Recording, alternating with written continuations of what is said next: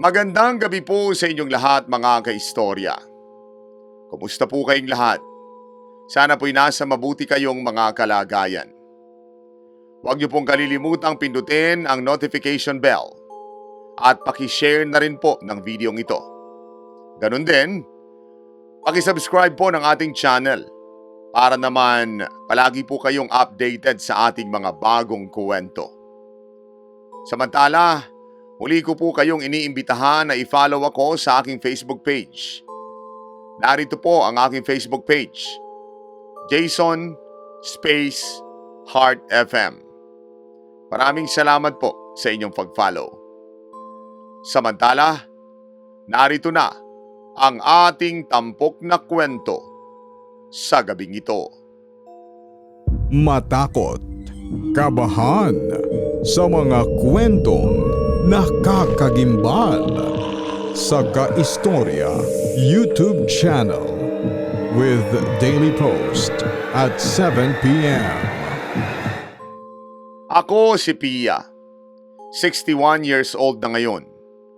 Matagal kong inilihim ang kwentong ito. Ilang dekada kong binalot sa katahimikan ng mga pangyayaring ito dahil tuwing naaalala ko ang mga pinagdaanan namin ng aking pamilya, hanggang ngayon ay kinikilabutan pa rin ako at tumatayo ang aking mga balahibo. Akala namin ng asawa kong si Gary, ang kahirapan sa buhay at ang matagal na taon na pagkakawalay sa isa't isa ang pinakamatinding pagsubok na harapin naming mag-asawa.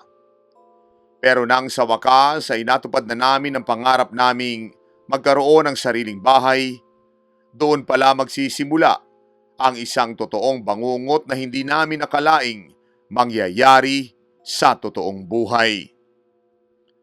Lumaki ako sa isang maliit at simpleng pamayanan sa probinsya. Doon, maaga kong natutunan kung paanong magbanat ng buto. Hindi magaan ang buhay namin kaya naman para makatulong ako sa mga magulang ko sa aming mga pang-araw-araw na gastusin at pati na rin sa aking pag-aaral noon, tumatanggap ako ng labada mula sa kapitbahay namin. Kahit namumula at nanginginig ang mga kamay ko sa maghapong pagkusot at pagbabad ng sabon, tiniis ko iyon.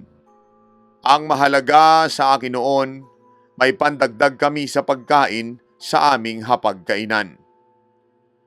Si Gary naman ay anak ng isang simpleng magsasaka sa aming probinsya din. Dahil kapos sa buhay, maaga siyang lumuwas ng Maynila para makipagsapalaran. Pumasok siya bilang isang construction worker. Wala siyang sariling matitirhan noon, kaya naman nakatira lamang siya sa isang maliit at mainit na barracks malapit mismo sa pinagtatrabahuhan niyang building.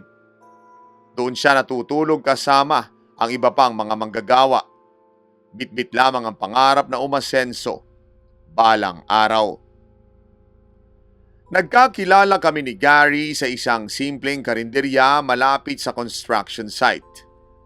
Doon ako madalas maghatid ng mga malilinis at dekolor na damit na mga pinaglondrihan ko. At doon naman siya lagi nagtatanghalian kasama ang mga katrabaho niya. Unang kita ko pa lamang sa kanya kaistorya, napansin ko na agad ang labis na kasipagan at ang kakaibang kabaitan sa kanyang mga mata. Kahit baka sa mukha niya ang pagod sa mabigat na trabaho, napakagalang niyang makipag-usap. Hindi nagtagal, naging madalas ang pag-aabang sa akin ni Gary tuwing hapon pagkatapos ng kanyang trabaho doon sa site. Alam na alam niya ang oras ng pagdaan ko roon sa tapat ng karinderya. Kahit pagod na pagod siya mula sa maghapong pagbubuhat at may mga bahid pa ng tuyong semento ang kanyang pantalon at t-shirt, palagi siyang tumatakbo palapit sa akin. May bitbit na malawak na ngiti. Sumasabay siya sa paglalakad ko pauwi habang kinukuha ang mabigat na basket na mga labadang dala ko.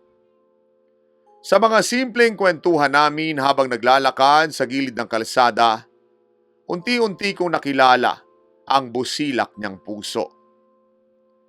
Isang gabi habang nagpapahinga kami sa tapat ng aming bahay pagkatapos ng mahabang araw, formal siyang nagtapat ng kanyang pag-ibig sa akin.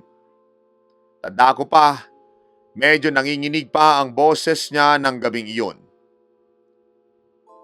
Pia, alam ko mahirap lamang ako. Wala akong may pagmamalaking yaman ngayon pero ipinapangako ko sa iyo, gagawin ko ang lahat. Magbabanat ako ng buto araw-araw upang mabigyan kita ng magandang kinabukasan. Ang tapat niyang sabi habang nakatitig sa aking mga mata. Naramdaman ko ang katapatan niya kay istorya. Kaya naman sinagot ko si Gary sa ilalim ng isang puno ng mangga habang kumikinang ang mga bituin sa madilim na langit.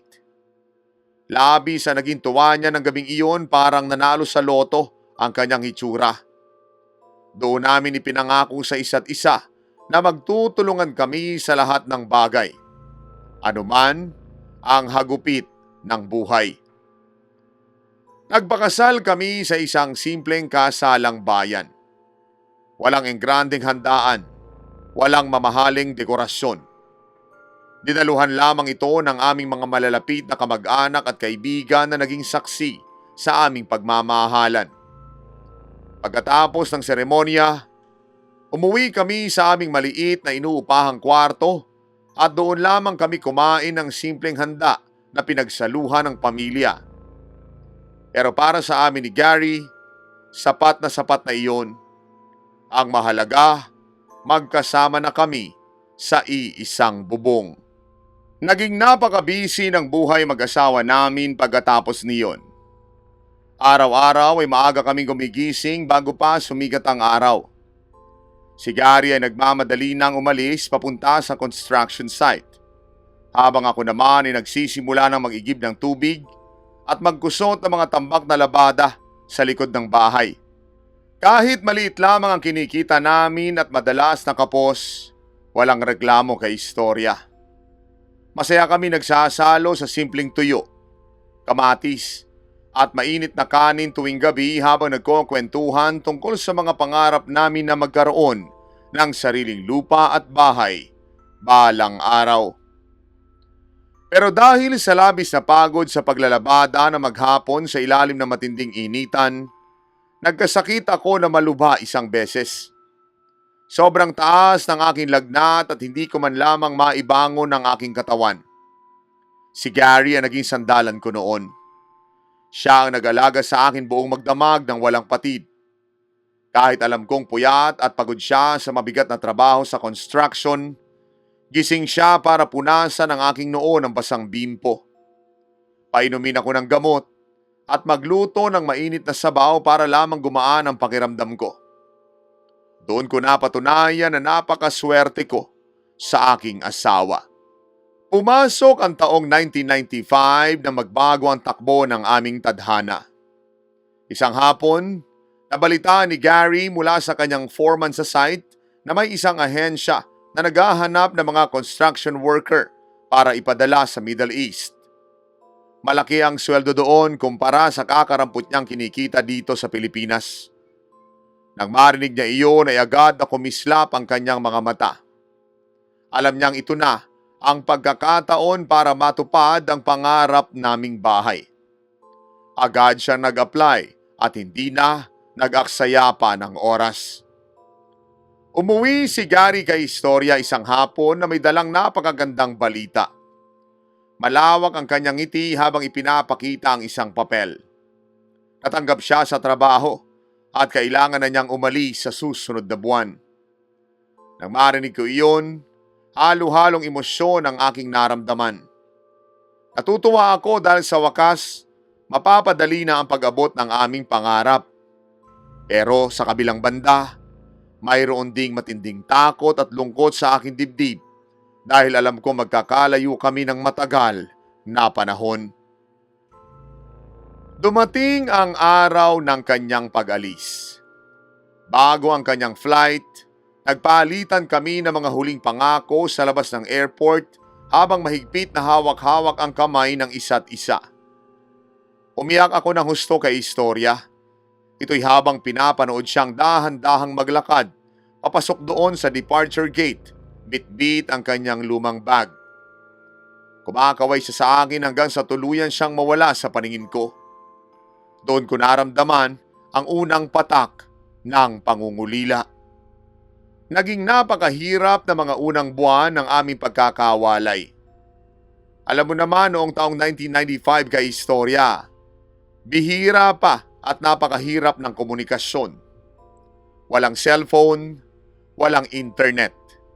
Naghihintay ako ng ilang linggo o buwan para lamang sa isang sulat na galing sa kanya. O kaya naman tuwing weekend, maaga akong pumipila sa may public telephone sa bayan. Nag-aabang na tumawag siya kahit sandaling oras lamang para marinig ang boses ng isa't isa. Sa mga sulat na ipinapadala niya, nalaman ko kung gaano kahirap ang buhay ni Gary sa abroad. Napakainit ng panahon sa disyerto.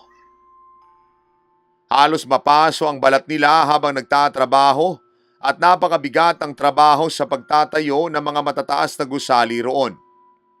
Pero sa bawat dulo ng kanyang sulat, palagi niyang sinasabi, "Pia, ikaw at ang pangarap nating bahay ang nagbibigay sa akin ng lakas sa araw-araw para magtiis ako dito ng ganon katindi." Kaya naman kay istorya, para hindi ako maboring at para lalong makatulong, patuloy pa rin ako sa pagtanggap ng labada dito sa Pilipinas. Ayaw kong gastusin ang mga perang ipinapadala niya para sa mga pang-araw-araw na pangangailangan.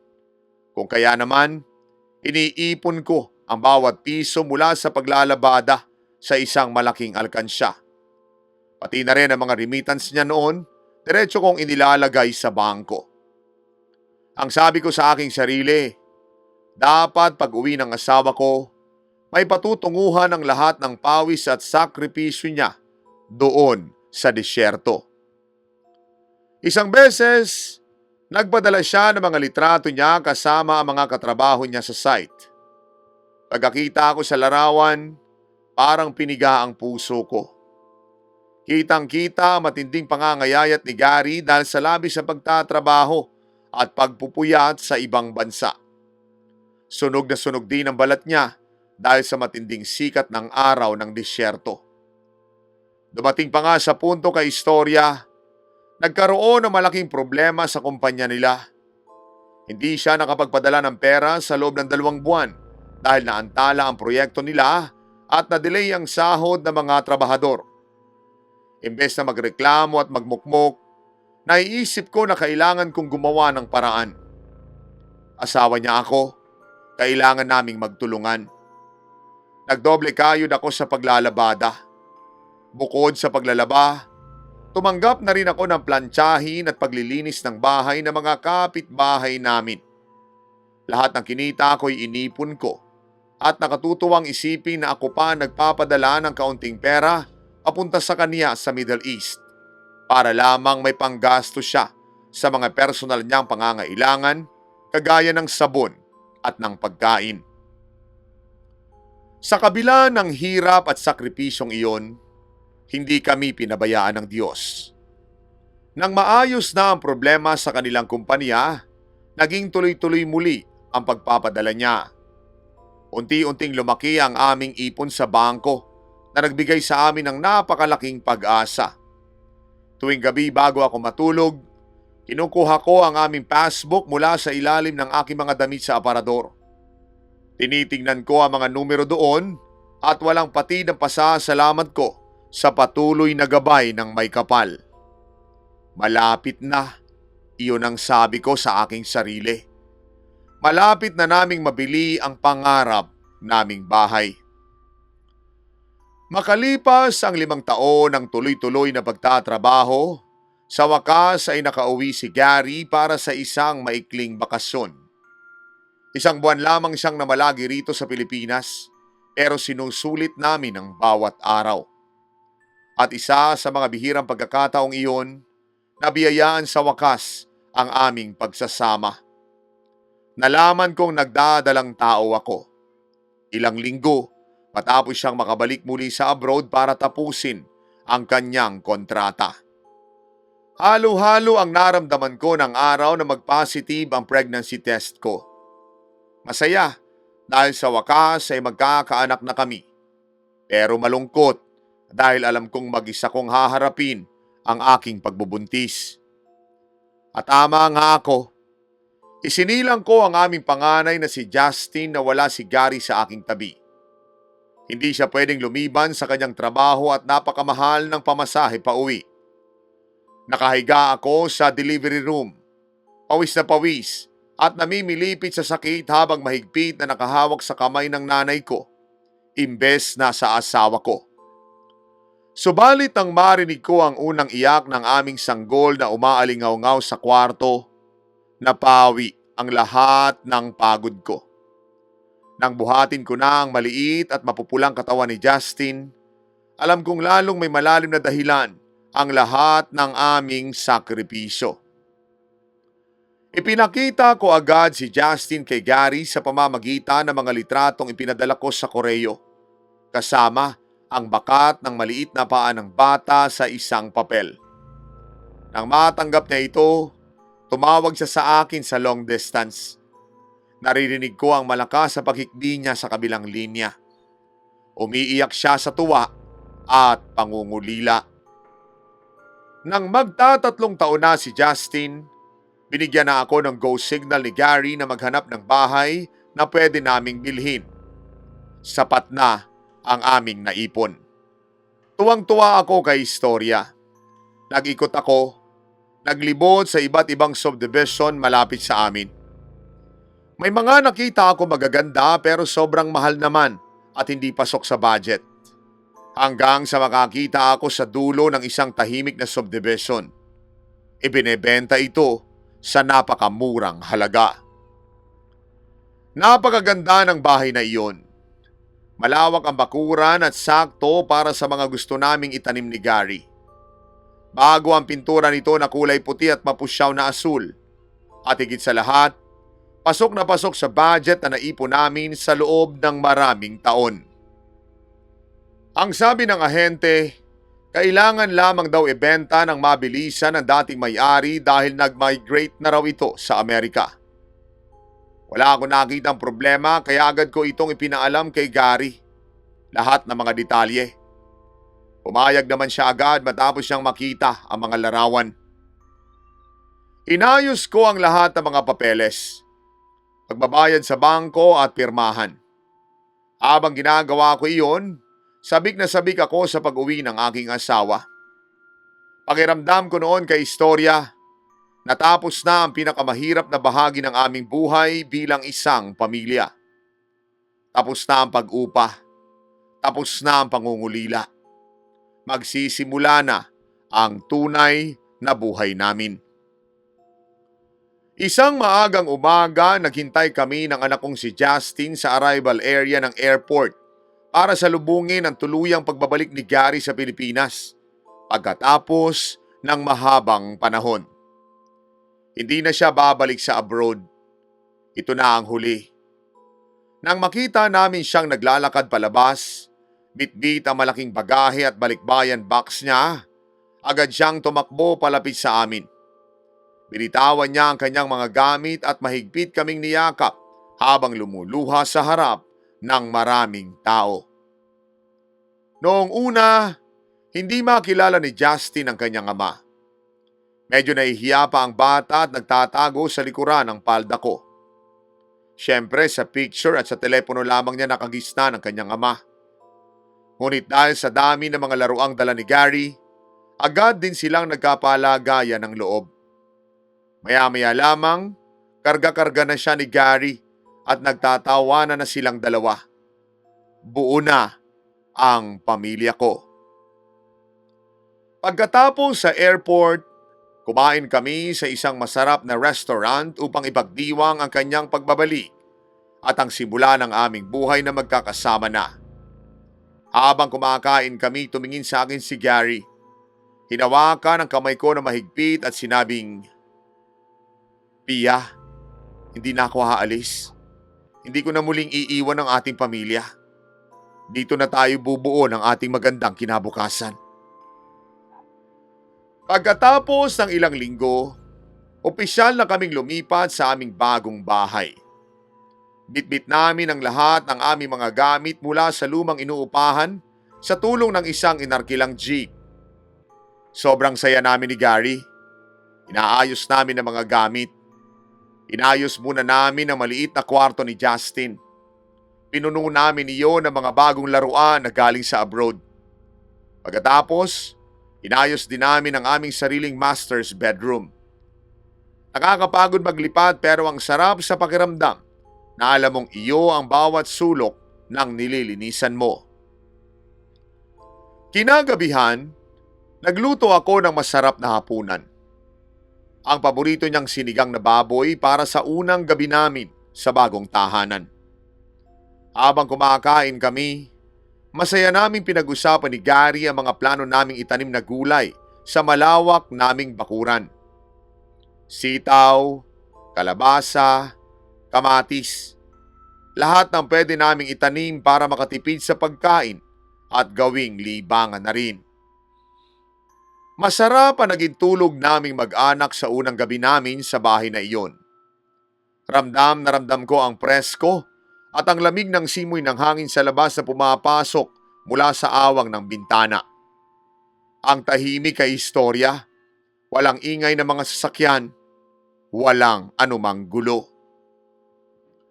Lumipas ang ilang araw, maayos naman ang daloy ng buhay namin. Naghahanap na si Gary ng trabaho sa mga malalapit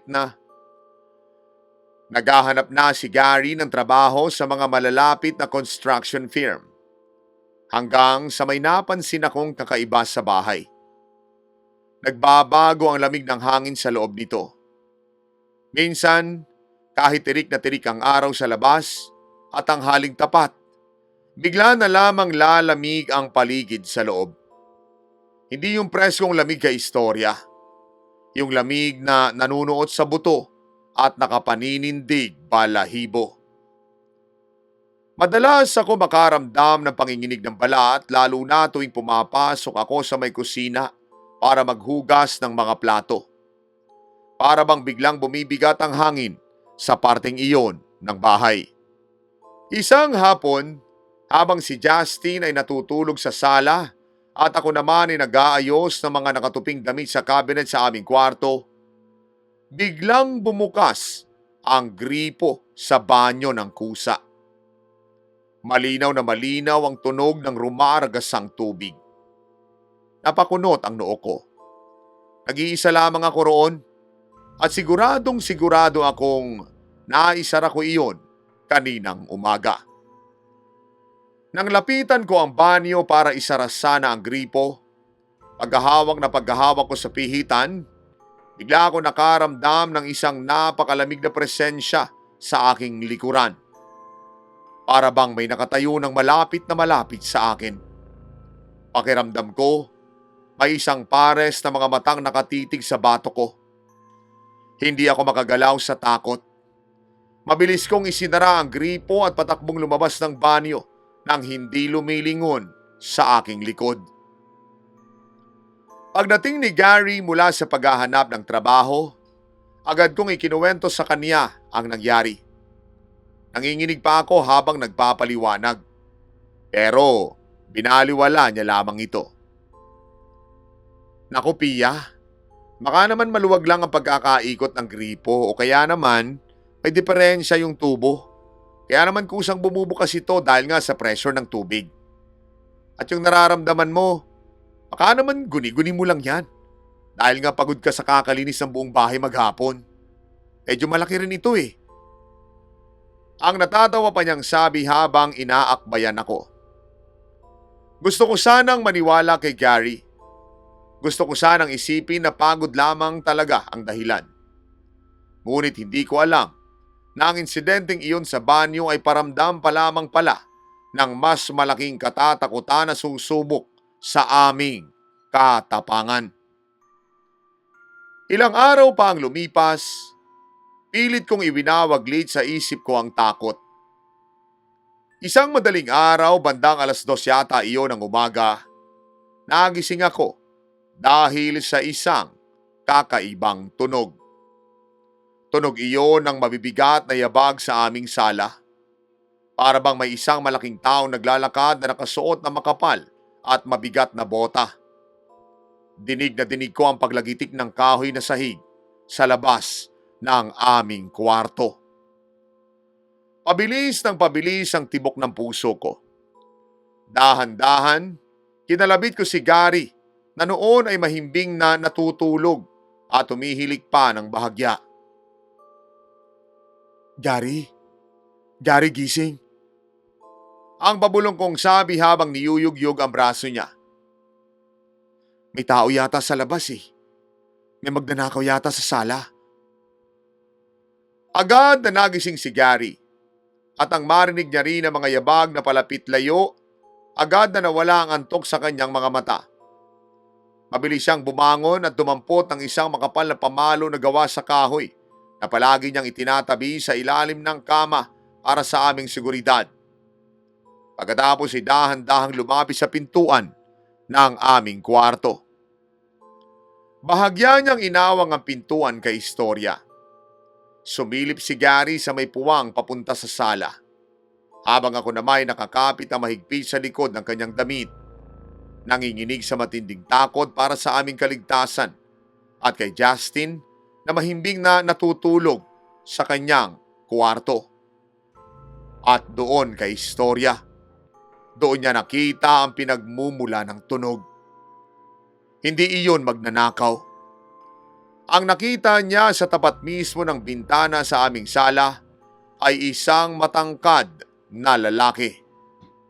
Pero kakaiba ang suot nito. Ang lalaki ay nakasuot ng isang luma at maduming uniforme ng sundalo. Yung mga tipong ginagamit pa noong panahon ng digmaan. Nakatayo lamang ito sa may madilim na sulok. Ang lalaki ay nakatalikod sa amin.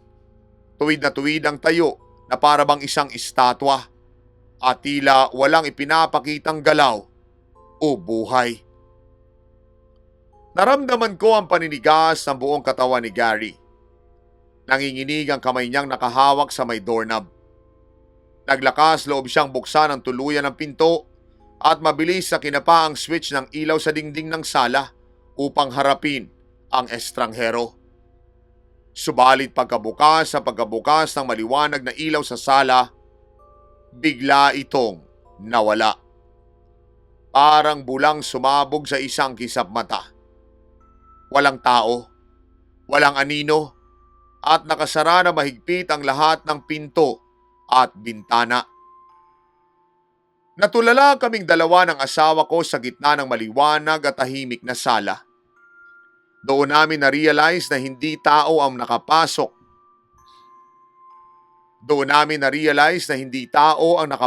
Sa bahay namin. At mula roon, doon na kami nagsimulang makaramdam ng totoong matinding takot sa aming sariling pinapangarap na bahay. Kay istorya, nagsimulang maging mas madalas sa mga kakaibang pangyayari. Pero ang pinakamatindi na nagpatibok ng mabilis sa puso ko ay nang mapansin namin itong mga nakaraang araw, madalas makipag-usap ang aming 3 taong gulang na anak na si Justin sa bakanteng espasyo sa kanyang kwarto. Tuwing hapon, nakikita ko siyang tumatawa ng mag-isa.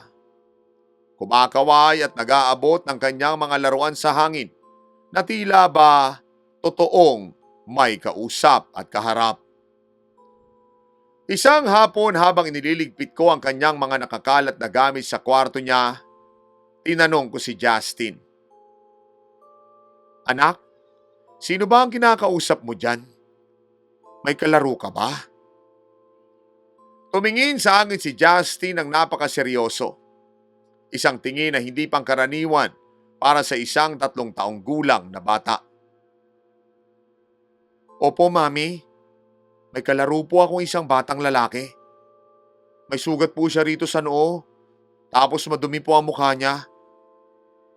Ang sagot pa niya habang itinuturo ang sariling noo.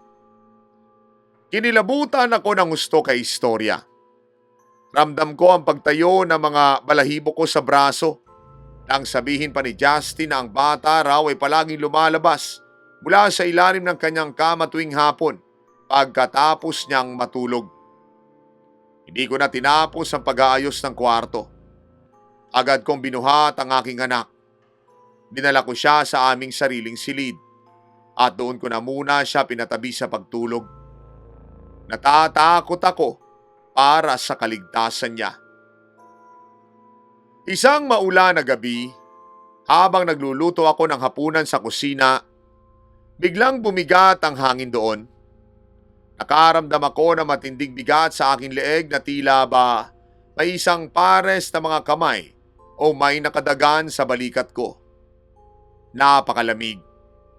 Nang tumingin ako sa refleksyon ng salamin ng bintana doon sa tapat ng kusina upang tingnan ang aking sarili, may nakita ako na hindi kapani-paniwalang refleksyon. Doon, may isang babaeng mahaba ang buhok na nakatayo sa mismong likod ko.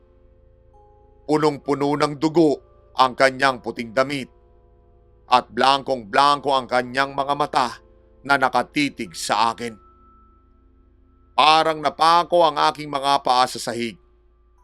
Gusto kong sumigaw kay istorya pero walang boses na lumalabas sa aking lalamunan sa tindi ng pagkatakot.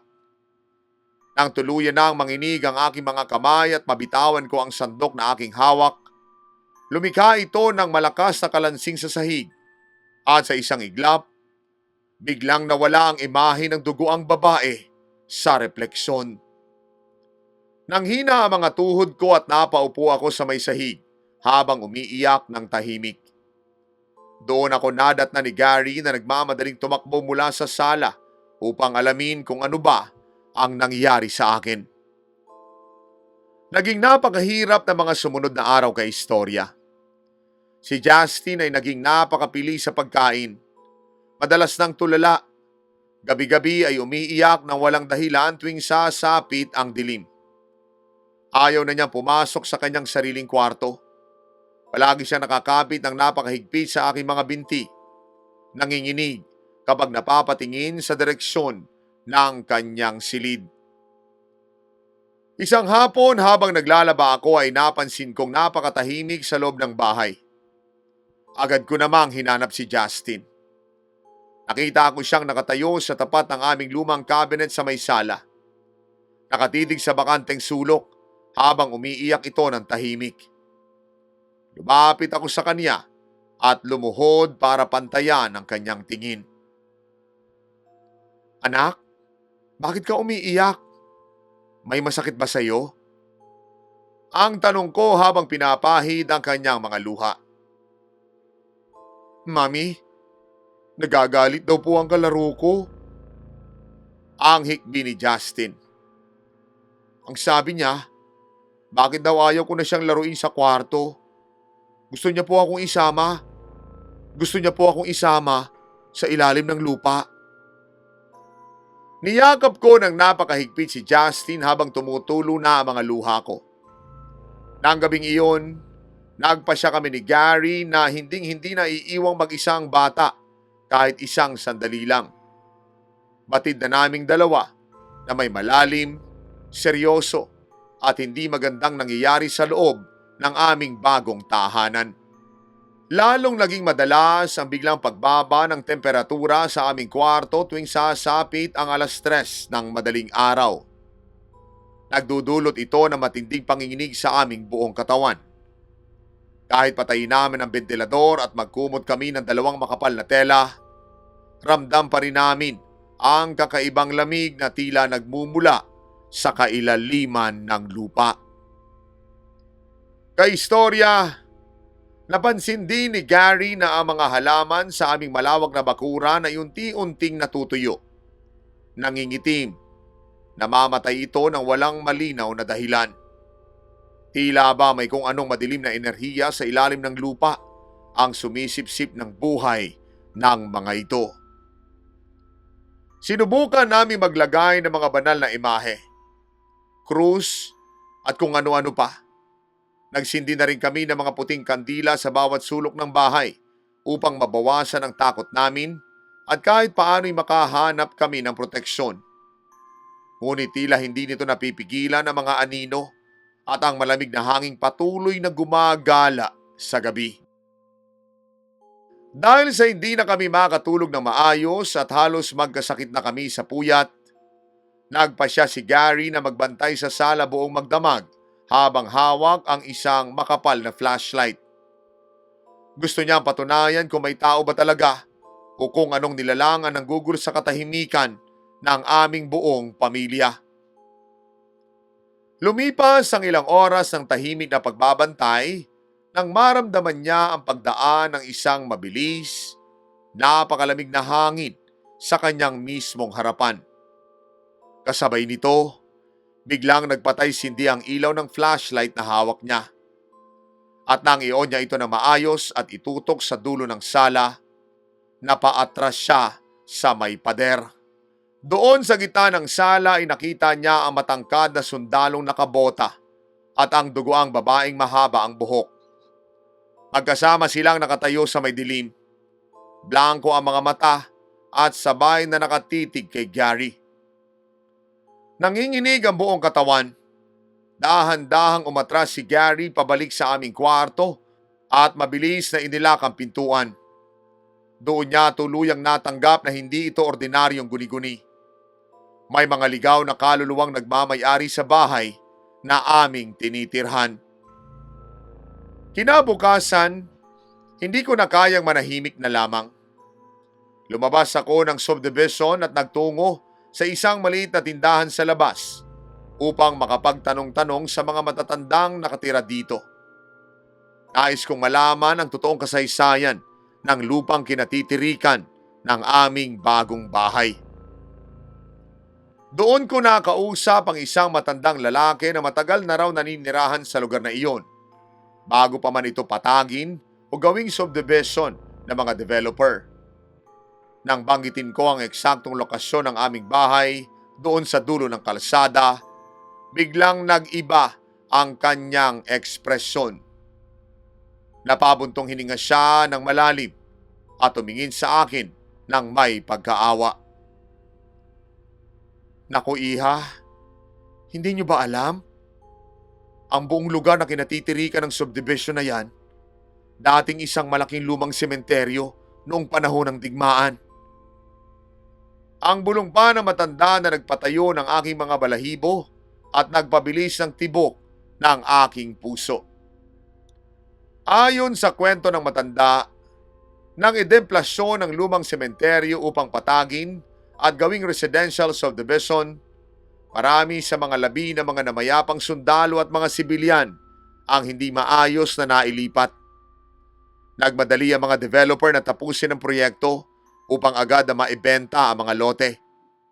Dahil doon, marami pa mga buto at labi ang nananatiling nakabaon sa ilalim ng mga bahay, lalo na sa dulo kung saan nakatayo ang aming duplex.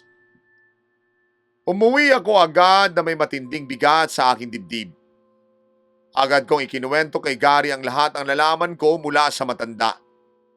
Doon namin napagtanto kung bakit nakakakita si Justin ng bata, kung bakit gumagala ang sundalo sa aming sala, at kung bakit tila may nagmamay-ari sa ilalim ng aming bahay. Kaistorya, naramdaman namin na matinding pagsisisi kung bakit hindi kami nagtanong-tanong bago namin binili ang ari-ariang ito. Ngunit dahil naibuhos na namin ang lahat ng aming ipon sa loob ng maraming taon sa abroad ni Gary, hindi kami pwedeng umalis na lamang basta-basta. Wala na kaming pera para lumipat muli. Lalong lumala ang sitwasyon nang biglang magkaroon ng napakataas na lagnat si Justin. Nanginginig siya sa init, ngunit hindi tumatalab ang paracetamol o anumang gamot na ibinibigay namin sa kanya. Panay ang kanyang pagdidiliryo, pati na rin pagsasalita tungkol sa kanyang kalaro na nasa ilalim ng sahig, na pilit nga raw siyang hinihila pababa. Dinala namin siya sa pinakamalapit na ospital. Subalit nagtaka lamang ang doktor dahil wala naman silang makitang impeksyon o anumang medikal na dahilan sa kanyang lagnat. Parang unti-unting nauubusan ng lakas ang aming anak habang patuloy na bumababa ang kanyang timbang at nangingitim ang kanyang mga labi. Alam namin ni Gary na ang sakit ng aming anak ay hindi pangkaraniwan. May kinalaman ito sa mga ligaw na kaluluwa sa aming bahay na gustong kumuha sa kanya. Kaya naman, nagpasya kaming humanap ng eksperto sa ganitong uri ng usapin upang humingi ng tulong bago pa nga maging huli ang lahat. Sa tulong ng isang malapit na kaibigan, nakakita kami ng isang kilalang feng shui expert na may malalim ding kaalaman sa paglilinis ng bahay na mayroong mabibigat at negatibong enerhiya. Dumating siya sa bahay namin na bitbit ang kanyang kompas at iba pang mga kagamitan. Pagkapasok pa lamang niya sa aming tarangkahan, napahinto siya agad. Napansin niya agad ang masamang daloy ng enerhiya na nanggagaling sa ilalim ng lupa. Ang lokasyon ng inyong pintuan ay direktang nakatapat sa isang lumang daanan ng mga patay. Ang tawag dito, yin energy. Ang seryosong paliwanag niya habang tinitingnan ang kanyang kompas. Inisa-isa niya ang bawat sulok ng aming bahay at itinuro ang mga lugar kung saan madalas maglagi ang mga multong nagpapakita sa amin. Lalo na nga doon sa ilalim ng kama ni Justin at sa may kusina. Iminungkahi niya ang agarang pagbabago sa posisyon ng mga gamit at pagsasagawa ng isang malaking ritual ng paglilinis. Sinunod namin ni Gary ang lahat ng utos ng eksperto. Inilipat namin ang kama ni Justin palayo sa sulok kung saan lumalabas ang batang multo. Naglagay din kami ng malalaking salamin sa mga tamang posisyon upang itaboy ang negatibong enerhiya pabalik sa labas ng bahay. Naglagay kami ng mga buhay na halaman na nagdadala ng positibong enerhiya at binuksan namin ang mga bintana upang makapasok ang mas maraming sikat ng araw sa loob ng sala. Unti-unting nabawasan ang kakaibang lamig na naramdaman namin tuwing hapon pagkatapos sa mga pagbabagong iyon. Ngunit bago umalis ang eksperto, tinapik niya ang balikat ni Gary at sinabing, "Gumaan ang enerhiya, pero hindi sapat ang feng shui lamang dahil may mga kaluluwang hindi mapakali sa ilalim ng lupa. Kailangan niyo ng tulong ng simbahan para sa isang formal na pagbabasbas at panalangin para sa kanilang kapayapaan." Kaistorya, kinausap agad ni Gary ang kura paroko ng aming lokal na simbahan. Humingi kami ng tulong upang pumunta sa aming bahay para sa isang house blessing at misa para sa mga yumao. Dumating ang pari kasama ang kanyang mga sakristan na may dalang banal na tubig, krus at insenso. Nagsimula ang panalangin sa aming sala. Kaming mag-anak ay taimtim na sumasama sa bawat tugon at dasal para sa kapayapaan ng mga kaluluwang hindi maayos na nailibing sa lupang ito. Habang isinasaboy ng pari ang banal na tubig sa bawat sulok at habang umaalingaw-ngaw ang kanyang boses, narinig namin ang isang mahina at mahabang buntong hininga sa hangin. Isang tunog ng pagpapakawala ng bigat na tila ba may mga kaluluwang sa wakas ay nahanap na ang kanilang kapayapaan at dahan-dahang papaalis. Inikot ng pari ang buong bakuran at ang bawat kwarto habang patuloy ang pag-usok ng insenso na nagpabago sa amoy at kapaligiran ng bahay. Nawala ang mabigat na pakiramdam. Pagkatapos ng ritual, naramdaman ko ang isang kakaibang gaan sa aking dibdib na matagal kong hindi naranasan mula nang lumipat kami rito.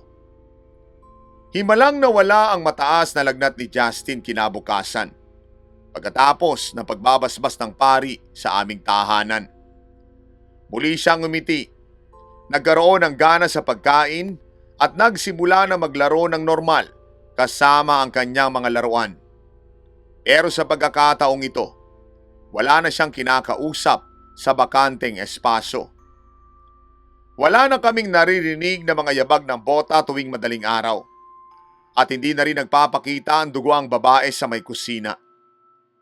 Ang buong bahay ay napuno na ng totoong liwanag at ang mga natutuyong halaman sa bakuran muling nabuhay at namulaklak.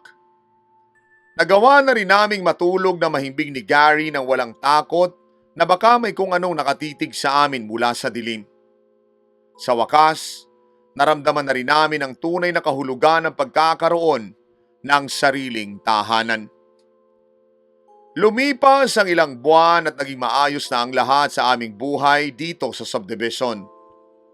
Madalas na kami magdaos ng maliliit na salo-salo sa aming malawak na bakuran, kasama ang aming mga bagong kaibigang kapitbahay.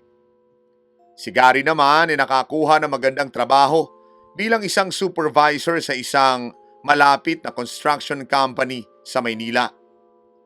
Tuwing hapon, magkasama kami nag-aabang sa kanyang pag-uwi habang karga ko ang aming masayang anak. Tinitingnan ko ang aming bahay ngayon ng may malalim na pasasalamat sa lahat ng mga pagsubok na aming nalagpasan bilang pamilya. Alam kong anuman ang mangyari sa hinaharap, basta't magkakasama kami, may pagmamahalan at may matatag na pananampalataya sa Diyos, kaya naming harapin ang lahat ng dilim dito sa mundo. Ang inyong taga-subaybay, Pia.